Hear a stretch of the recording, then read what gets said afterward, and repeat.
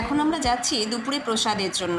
সকালেই কুপন কাটা ছিল, কুপন কেটে তারপরে গোশালায় ঘুরে গোশালা থেকে রুমে গিয়ে একটু ফ্রেশ হয়ে স্নান টান করে আর কি রেস্ট নিয়ে তারপরে এই 12:30 1টার দিকে যাচ্ছি প্রসাদের জন্য।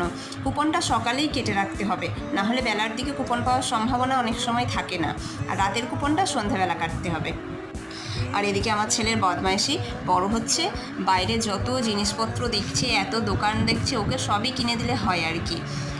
একসাথে সব কিনে দিলে খুব খুশি হয়। একটা করে জিনিস নিচ্ছে, কিছুক্ষণ পরে সেটার মানে আর ভালো লাগছে না, আরেকটা নতুন জিনিস দেখে সেটার জন্য আবার শখ হচ্ছে কেনার জন্য। আর এখানে জুতো খুলে আমরা এখন ঢুকবো ভবনে। আজকে আমরা নামহট্ট ভবনে প্রসাদের জন্য টিকিট কেটেছি। আর প্রসাদের তো একটা অতুলনীয় স্বাদ, 2 রকমের সবজি, পায়েস, ডাল, যে যতটা প্রসাদ নিতে পারবে।